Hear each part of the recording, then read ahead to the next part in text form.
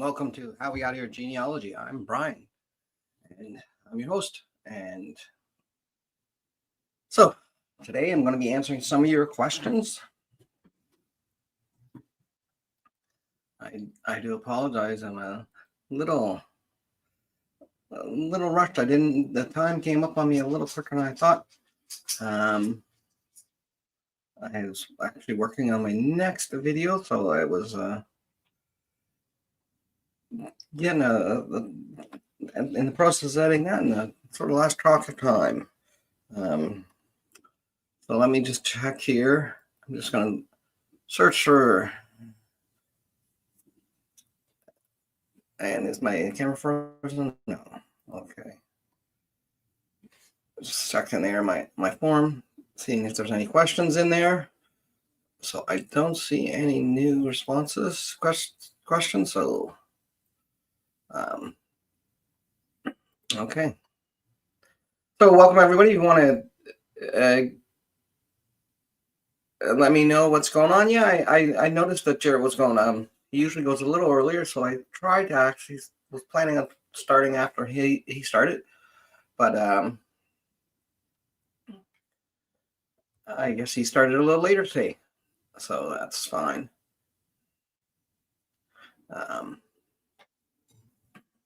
You caught me in the middle of just a really cold day here in Prince Edward Island. It's freezing, and it's kind of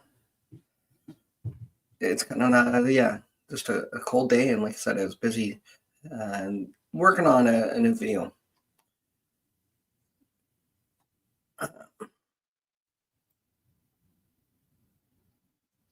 Just trying to get all my notes together that I had, so I'll be ready to go. And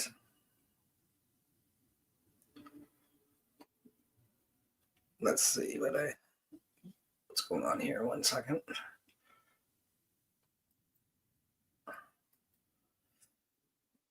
So yeah, I was using a new editing software too. So I don't know if you guys do much editing, but it makes a big difference.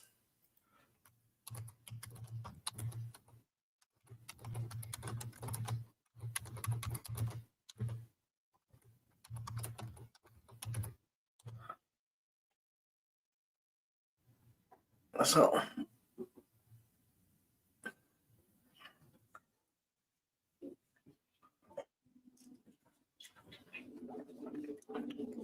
excuse my eating. I got a little busy there, like I said, so I'm just trying to catch up on things. If you guys just want to in the chat, let me know where you're coming from. Well, that'd be great, Nick. I really appreciate that.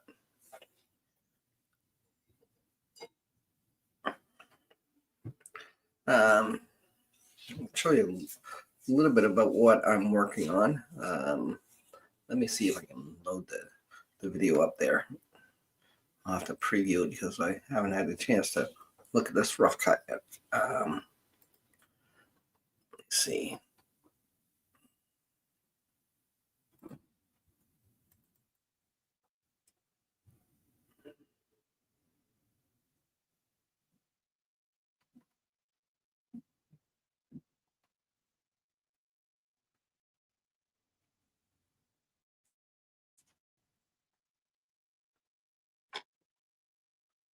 Part of it is not good. There we go.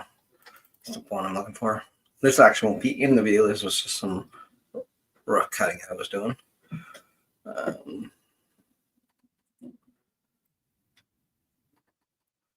And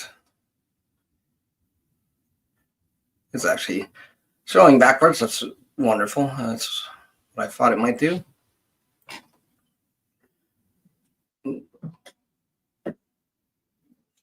Okay. Yeah, okay. So I am going to share that 1 second now. And see if I can get it flipped around.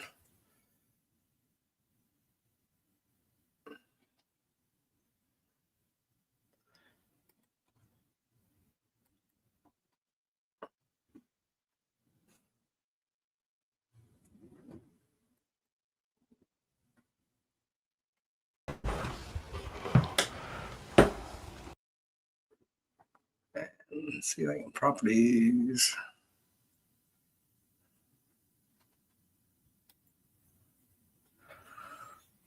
Let's see if this will flip for me.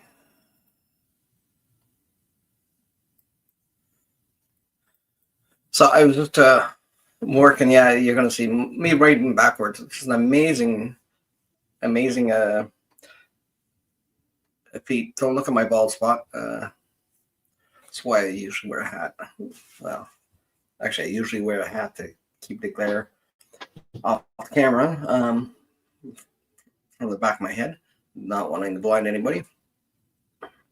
So yeah, here's my amazing feat where this is my second great grandfather, and I'm doing some digging into what in this video I'm talking about creating a research plan. So I'm using some work I'm doing with him as an example. Really interesting. I'm trying to find some record of birth that's accurate for him. Let's see. Sometimes it has an MC and sometimes that's an MAC. Yeah, there I was talking a little bit about the names. McGinnis, he's listed as MC in some places, MAC in others. And so yeah, he's kind of a struggle with some of my Scottish relatives are, but particularly I can get past him as far as lineage, but I'm just trying to fill out more of his story. So I'm trying to get some accurate information on his birth. It's confusing. So what do I know about him? Well, I have his death certificate. Yeah. So on his death certificate, it actually shows one. What it shows, his born. This is his date of birth, June 19th. So just 2 days before mine, 1869. So yeah, on his death certificate, it shows that his birth date is June 19th in 1869. So a few of the other records I have that pertain to his birth would be, well, as I go through here. And it tells me what he did. He was a railwayman. And there's a certificate I just posted below the picture. And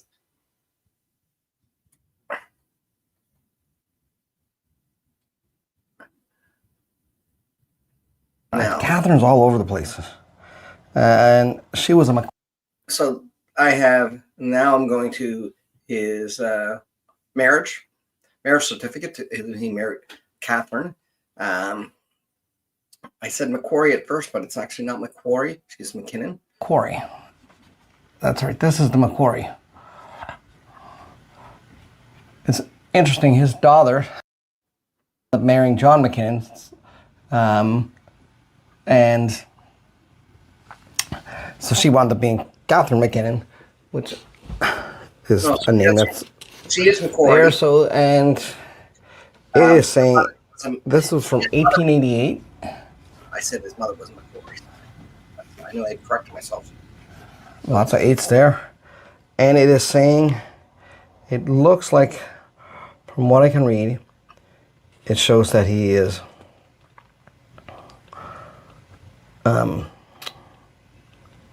24. So on his marriage certificate, it showed in 1888 he was 24, which would have mean he was born in 1864. Not 1869, like his death certificate. Years old. And then I have one other record here. And his wife, Katie. And this is the 1901 census. I have a few other censuses too. The 1901 census is nice in Canada because it actually gave a person's day of birth, day, a year, and month, not just their age. It says that he was born... here it says his birth was March 20th, 1868. And he was 33 years old. So it's saying in 1901, his birthday was March 20th, 1868. So not only do I have two different days, very different, one being March, one being June, but 3 months apart, exactly minus a day. They're also different years, and the year for his marriage wouldn't work out either. So I've been desperately looking for his birth certificate or some other form of record that I would have his birth. So right now I sort of go by his death certificate because but even that again, it is told by an informant. The informant happened to be his wife, so she might know his birth date. I'm not sure why, if he was in the census, he was born in March. He's now suddenly born in June. That's actually more confusing than the year. The year I could see being off by one, and even the wedding registration. Maybe I'm reading it wrong. Maybe it was 21, not 24. But it looked pretty clear, like it was 24. Let's see here.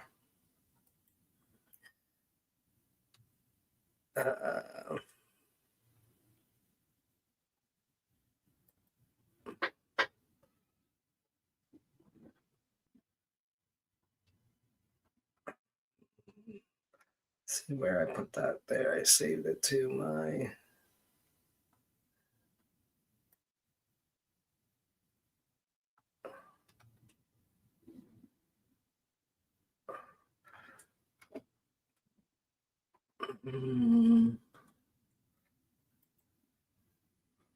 One second.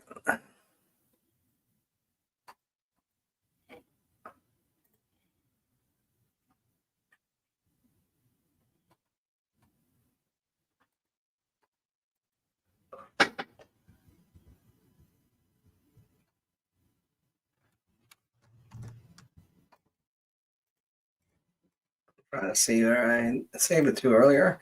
Of course, it's not coming up in my recent files because I had all my other editing things. Let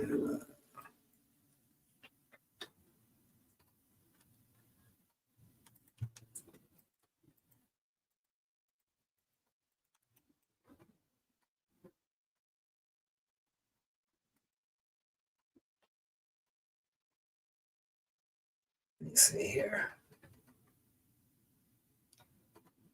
No, it's not there. So let me see if I can find it somewhere else.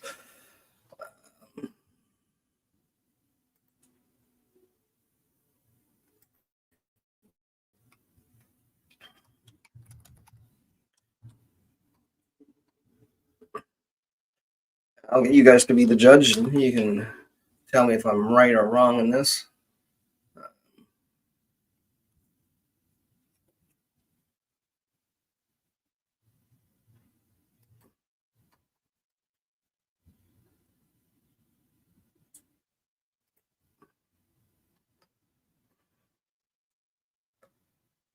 I guess I could have just brought it up, but so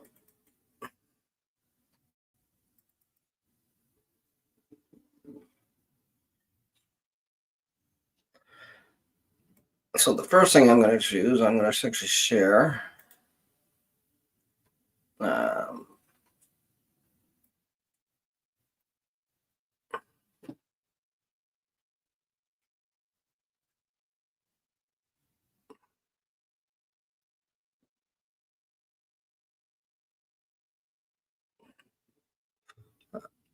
It's here. So as you can see, this is his death registration. It says his birth was June 19th, 1869.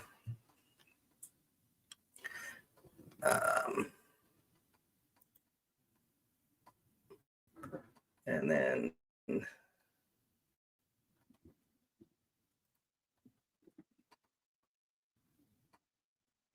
if I go back actually to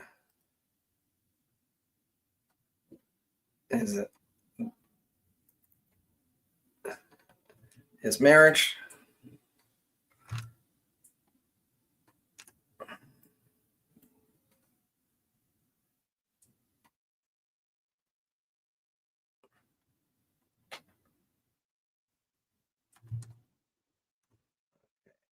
Let's see. So if you're looking here at his marriage, he is the third one from the bottom, Charles J. McGinnis. Does that not look like 24? To me, it looks like 24. It's possible it's 21, and the swoop on the 2 is just a little too much. But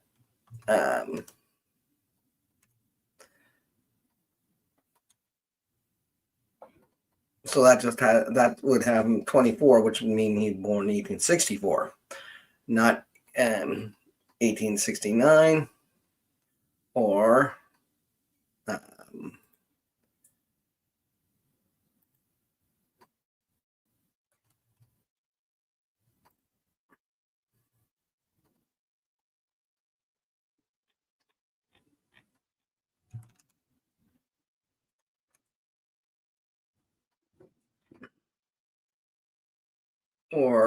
like the 1901 census shows.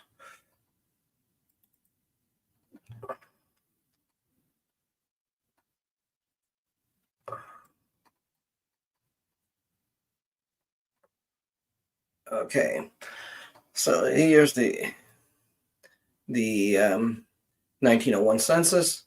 This is him at line 21 there. Charles McGinnis. It shows he's had a household and was born March 30th. March 30th, 1968. 1868, 1968. So there it is. Yeah, you can see it right at the bottom. So yeah, it's a little off. I'm not sure why it would be that far off between the three of them, having different dates. It's kind of discouraging. So in this video, I'm talking about how it's about making a genealogy plan, a research plan.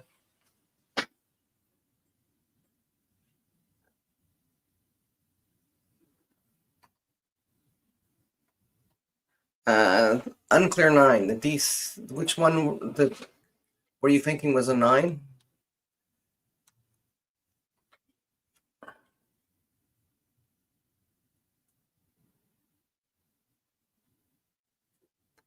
Great. I appreciate that.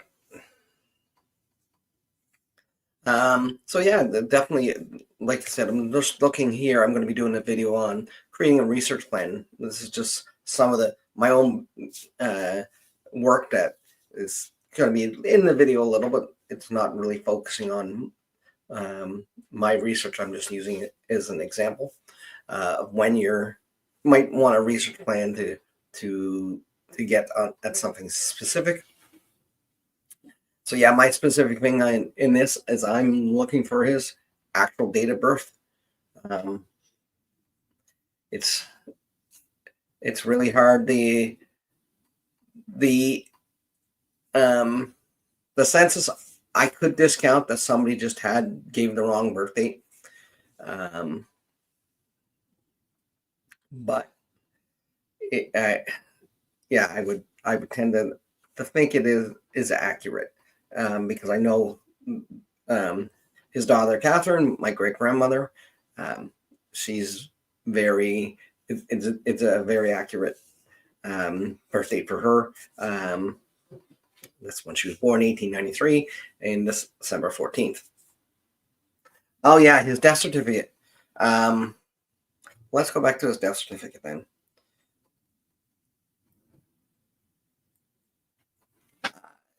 a clear 9 when you mentioned the other date. Okay, let's go back to the death certificate. Oops.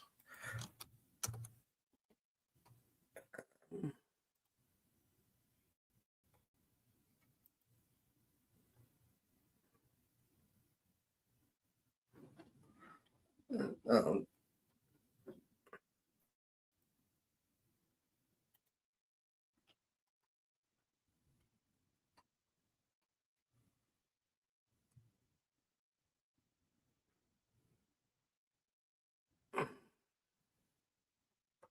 um, just, this is my second great grandfather, the one I'm talking about. He actually, this photo helped me break down a brick wall because his name is Charles McGinnis, and his wife was Catherine McGinnis, and there were several Charles and Catherine McGinnises that were in the same area. Interestingly enough, his my great grandmother, his name is also Catherine, and her sister is Florence, and I found ones that had daughters named Florence and Catherine. It was this in my grandmother's writing saying it was Uncle Donald that really helped crack it, that I was able to know which family was the right one. So let's go back here. And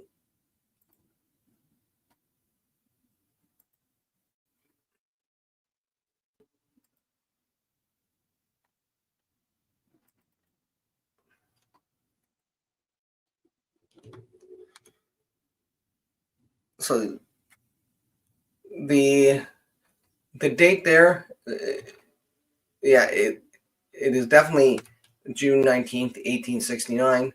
Definitely not March. So that's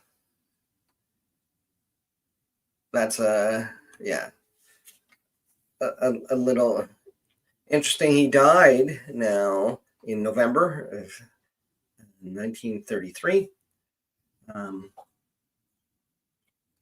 So he was a section man at the railroad repair. It's what he did. And he had congestion of the lungs and myocarditis. He had acute congestion of, it looks like, the lungs. And myocarditis was a contributing factor he had for 7 years. He lived in the province all his life. He lived in the place he was for 25 years. And his father was Donald McGinnis, and his mother was Florence McKinnon, which is interesting enough. Like I said, my grandmother actually was named after his mother, who's named after his other daughter, Florence, who is actually not listed as Florence, but as Flora. And my grandmother's first name is actually Florence. She never went by it. She went by Charlotte, but she wound up being a Florence McKinnon because her mother was married to McKinnon. And then when she passed away, finally, at the age of 99, she was a Florence Anderson. But it's 1864 is the census. In the census, it says that sorry, 1 second here. In the 190, not the 9, sorry, was not in his death certificate. It's in his marriage certificate, which was he married in 1888, and it says that he was 24. From what I could see, this is where the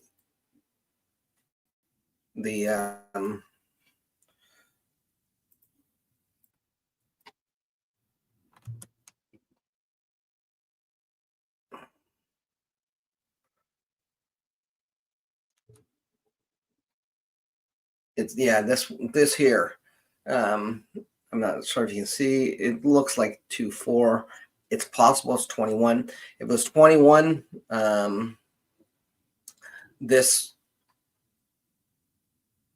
would be accurate now, but then, or it's not, depending on what the census said, if that's accurate. Because none of the three of them really agree on a proper year of birth, and then day and month. So it is kind of confusing. I'm really hoping that one day I might be able to find his birth record or his baptismal record. I've been searching through some of the church records of the Presbyterian Church in the area he was at, but I've not been able to find his particular record. And for that matter, I can't find even my great grandmother's birth certificate. Is not to be found.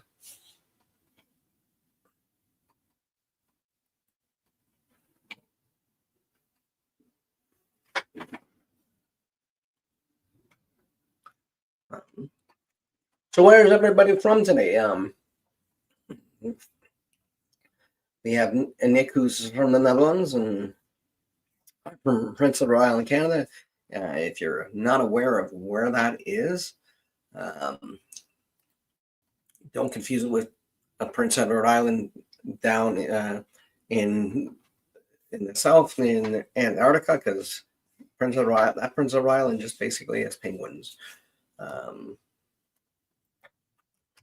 Let's see here.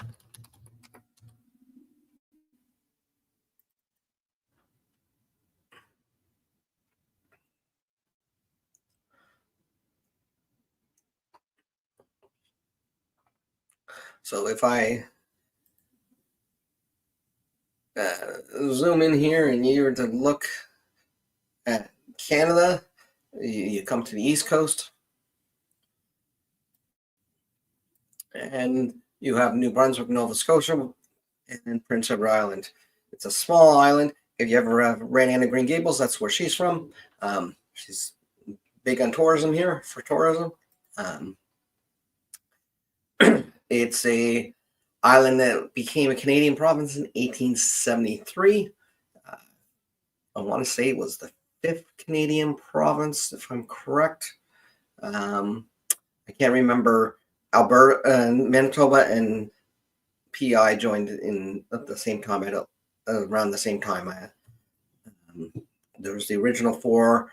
Then there was British Columbia, and then Manitoba and Prince Edward Island in 1873.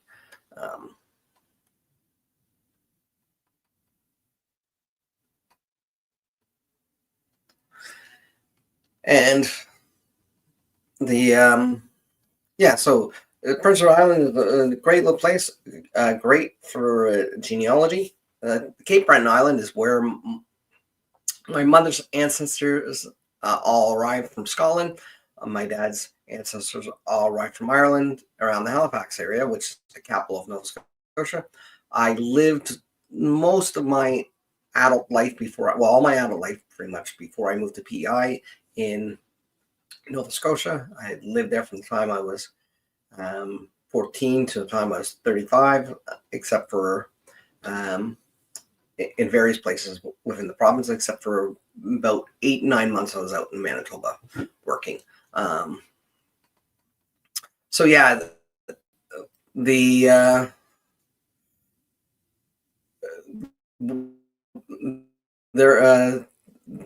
Prince Edward Island, is very interesting as far as its heritage. Originally, it was suggested that it be named New Ireland, but that name actually had already been given, so they didn't go with it. It was originally set up. It was they had absentee landlords, and the makeup of the province was basically broken up into lots. I forget exactly how many lots there were. I live on what's called Lot 27. They don't call it that anymore. There is a couple communities that still go by their lot number, but these were absentee landlords. was the original intent, where people basically rented their farmland, except for in the few urban areas. Charlottetown is its capital city. It's called the birthplace of Confederation because the first conference to talk about Confederation for Canada was in 1864 in Charlottetown. Prince Edward Island is mostly originally settled by, well, there was Acadians there before the British took it over, and so you have the Acadians, and you have your indigenous people who are the Mi'kmaq people, and they called it Abequit, is their name from Prince Edward Island, but primarily Anglo-Europeans were Irish and Scottish who came there, and really it stayed that way. You would be mostly, you would have your francophones, but then you'd have Irish and Scottish would be the majority people. It wasn't until post World War II when you started getting you did have some immigration, but you got a large number of Dutch families came at that time because they were able to get farmland, and more recently, the immigration in Prince Edward Island has changed quite a bit. I mean, when I first moved here, it was pretty homogenous, and yeah, it's definitely changed the landscape. But yeah, Scots and Irish, the same as most of Atlantic Canada. It's more settled by Scottish and Irish settlers originally, along with the French. So it has actually a bridge called Confederation Bridge. It's if you ever get a chance, it's a 13-kilometer bridge. It goes over an iced harbor because it gets iced in this time of year. It's the largest bridge over ice-covered water in the world, and it's really kind of an amazing piece of architecture and engineering. What's really kind of neat about it is it actually rises and lowers, and they did that apparently for the stress, and you kind of notice it, but not as much when you're driving, but when you look back and you see it, it's beautiful. When you look at it from the shore, it's kind of a neat thing. The unfortunate part is there's the government charges $50.25, I think it is now, to leave the island. So anytime I want to go just across to New Brunswick, it connects Prince Edward Island to New Brunswick, and then New Brunswick is attached to Nova Scotia. So you come to New Brunswick first. It's it's quite the little hefty fee. The city of Moncton, which is about an hour from off the bridge, which is kind of a normal drive that people would go to that live in rural areas in Atlantic Canada. To go to a major city, an hour or two wouldn't be abnormal. So your trip over there, you don't just go on a whim because you have to really want to spend that extra $50. I guess that does help keep people on the island, keep tax money there, but it's the only way to get on and off the island in the winter other than aircraft. In the summer months, it depends on when, usually around I want to say the beginning of December, some point end of November, depending how cold it is and icy.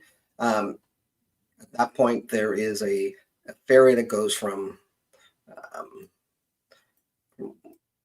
over here in Pictou.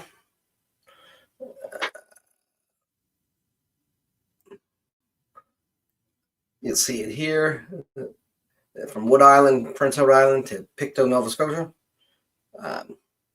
Technically goes to Caribou. It's in Pictou County, and that's how you get off.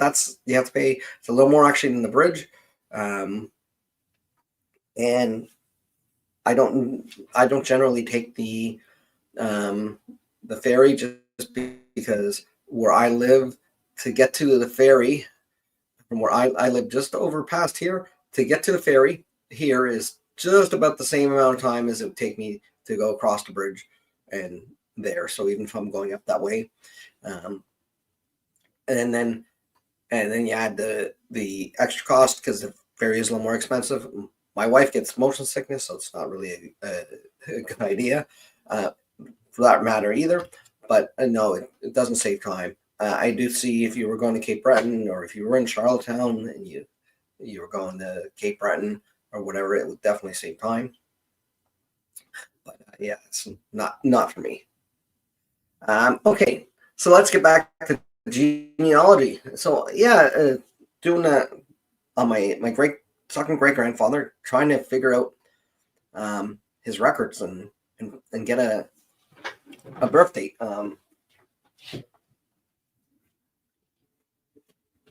Yeah, it's not him. There it is. Yeah, his this is what I've done is I do. You can see the kind of a glare there. Sorry. Binders with basically each of my grandparents, because I go down from their lines. There's a fan chart that leaves me where I need to fill in each of them. But it's also where I keep some of my records that I get. This is one actually of my favorites. This is my so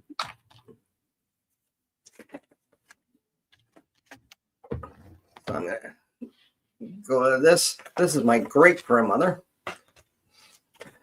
and this is when she was. It was in 1904. This picture was taken. So this is her there. So this is 1904, 1906, I think. She was, I believe, 12 or 13 years old. She was quite tall. And this here would be her grandmother. I do not know which grandmother it is. I just remember this hung in my grandmother's bedroom for years. I actually have an original smaller copy as well. But this particular one had been in her bedroom for years. And I remember as a child her telling me that was Nanny, who was what I call my great grandmother, and Nanny's grandmother. So if Nanny was born in 1893, we already saw that her father was born in the 1860s. Her grandmother would have been born 1830s, 1840s. So it's probably the picture of of my family that I have of the person that would have been born the earliest.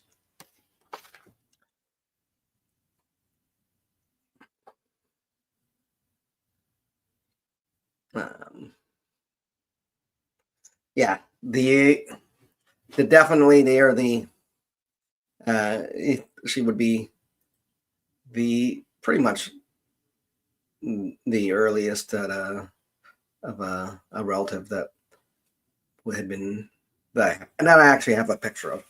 I do have some older pictures of some people that were older, were taken before this picture, because I do have a few pictures from the late 1800s. But she's definitely just because of her birth date, whichever grandmother it is,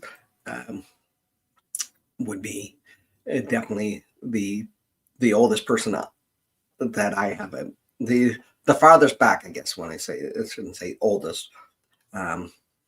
It's when we think old, we think age, but or how far back the picture is, but the oldest, the person who was born the farthest away from my birth. So let me see here. So yeah, that's what I've been working on the video on building a genealogy plan, a research plan. I finished filming that earlier today, and so I've just been editing, trying a new piece of editing software. Editing, I do hate doing. But yeah, I definitely am looking. That should hopefully be released early next week. I was hoping to have it done by tomorrow, but this new software is just giving me a little bit of trouble. It's, and I had gotten used to a different one, and learning new things is just taking a little longer than I was expecting. So let's answer any questions. I don't know if any of you guys have any questions about genealogy, general genealogy, or Canadian genealogy, or something specific you're looking for. If you do, hit up in the chat, and I'll see what I can do to take a look at that for you. I had a really good consultation this week with a woman from Colorado, and it's actually her son, who 14-year-old son, that had contacted me. They were just looking into some information about some relatives from Nova Scotia, and it was quite interesting. I think I got them started on a few different paths they weren't expecting when they came into the conversation, but that definitely are. They definitely got hopefully some places to look and some new information to find out about things they didn't know. Yeah, when I was talking about the Atlantic Canada earlier, there is actually there is an exception. There is a large number in Nova Scotia. There's a large German population that came there as they were called the foreign Protestants. I have a couple of videos on them. I have one video, and my wife's family is all from that group. I know Jarrett Ross had a really good video when he was doing one of his YouTubers, family history. What's his name? Mark Baker from Useful Charts. His family descends from that. He's from that area of Nova Scotia originally, and they were foreign Protestants as well. Interesting thing is they brought the foreign Protestants in because they had the Acadian expulsion. They basically forced the Acadian people out. The Acadians wound up hiding. That's why they're still here today.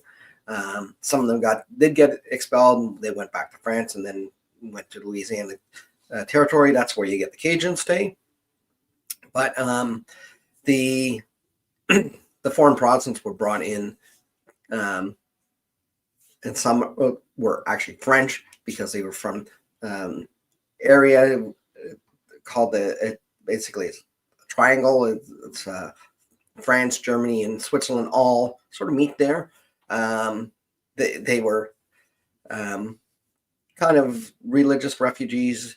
They were German or French, so it wasn't an anti-French thing. It was the fact they were Catholics that had the problems with the Acadians because they wanted to make sure that Nova Scotia was firmly established as a Protestant colony. Religion played such a big part in history, really until recently. Even in Cape Breton, in Prince Edward Island here, it's just a generation before me when they and I mean, I can remember it. In Cape Breton, there was a Protestant hospital and there was a Catholic hospital. There was a Protestant school, and there was a Catholic school and a high school, and there was everything else, mostly Protestant.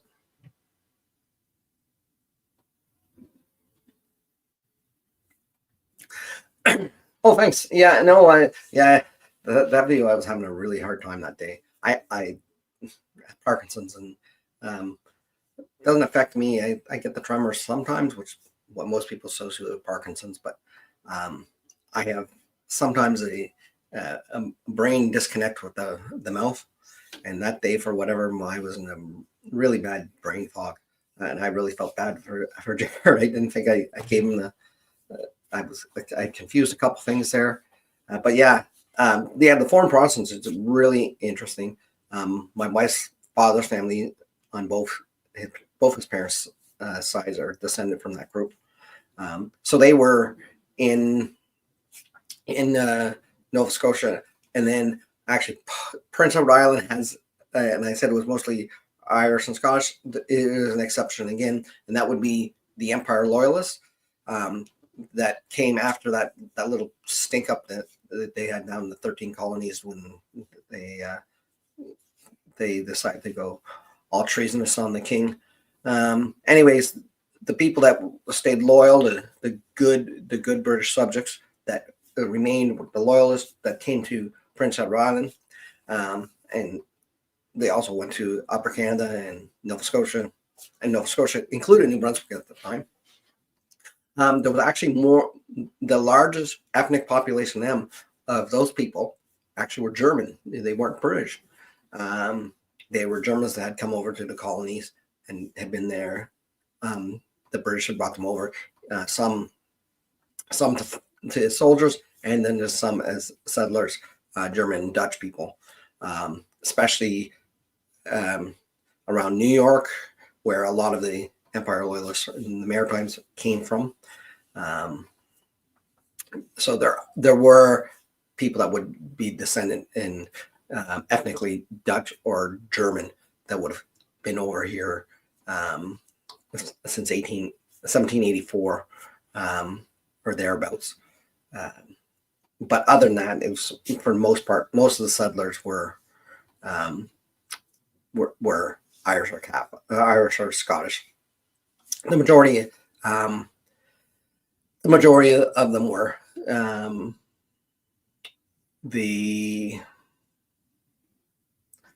So that's what's going on here with me, and for you guys that don't know me, I try to do this. I had, like I said, because of my Parkinson's, I had a really bad run of things in the fall, and yeah, it was kind of just discouraging, and I stopped doing my live streams and videos. I'm back on the ball. I was encouraged by a few people to get back doing it. It's something I enjoy. I enjoy genealogy. I enjoy sharing it. So hopefully I'll be having some stories of people coming up on my live streams. But these are a great place for people to ask questions. And I do questions that I get throughout the week. One of a recent video I did on DNA and the change to the MyHeritage. I did a video outlining the change that was to me, and I had fairly good reception. And the one of the misconceptions that so many people have is when their DNA changed, they assume something's wrong. So, for instance, they're no longer English. They have French DNA or something else. They think something actually changed. Your ancestors don't change. They just don't get the idea of the DNA and how it breaks down. One of the things I like showing people is this. It's something I made for myself and some of my clients, just so they have a real good understanding of. Just 1 second here. So they have an understanding of the way things work, people, and realize it. So this is just a little spreadsheet that I made so anybody can plug their date of birth in. So let me see.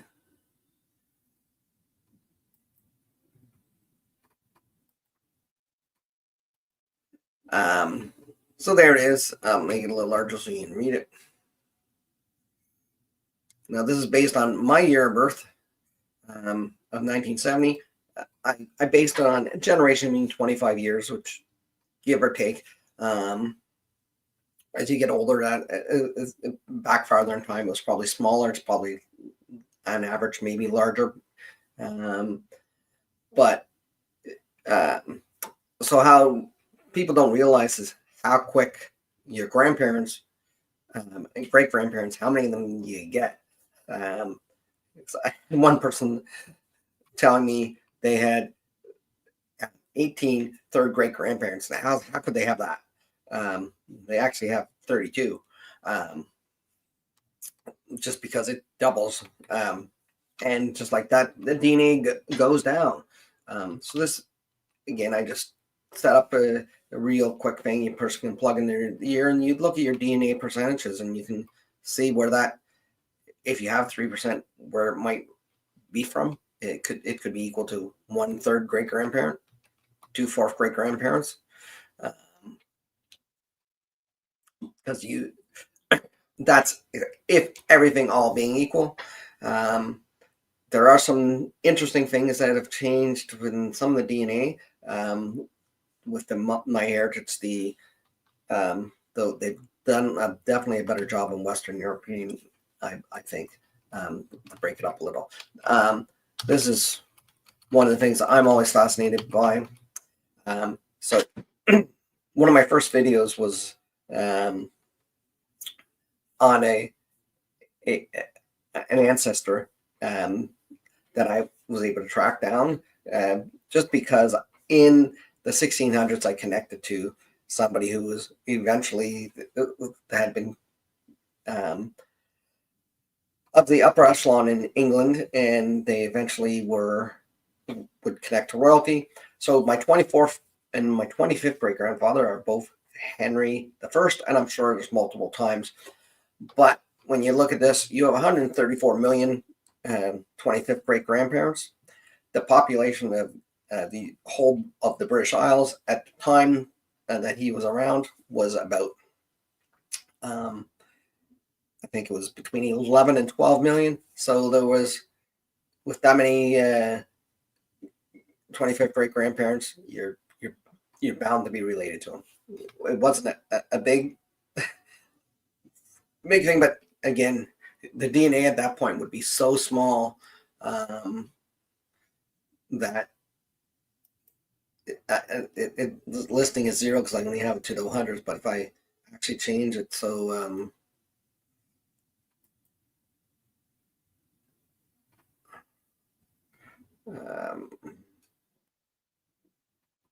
let me see if I do this, and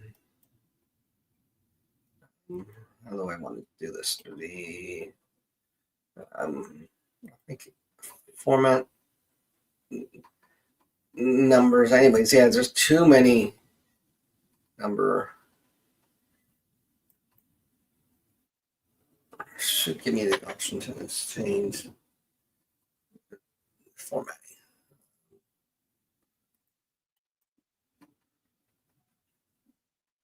Sorry, 1 second here. Format. Number.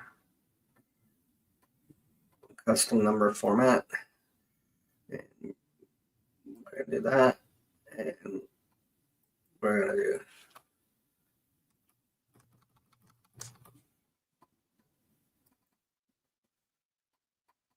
So, yeah, your 25th great grandparents, if you look at that number. So I put it out to what, 10 decimal places there. So if this is 100th, 1,000th, 110,000th, 100,000th, 1 millionth, your percentages you're not going to see there. It really after you get past 12 great grandparents, you probably aren't going to show anything in your DNA that you can really say would be from them. It would just be too small of a percentage. Yeah, and I'm glad to be back. I definitely am. I enjoyed being back. It's hopefully, like I said, I'll get a few more videos. I'm having one that I'm working on. I've been working on this week that I was hoping to have for Saturday, but it's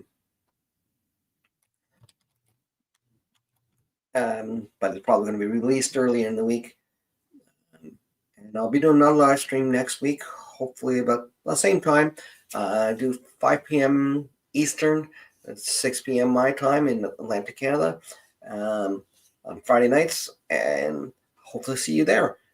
And everybody, you have a good day and keep searching for your ancestors.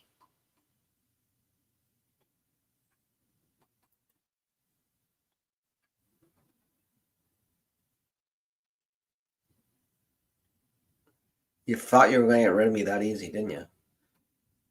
Nah, never.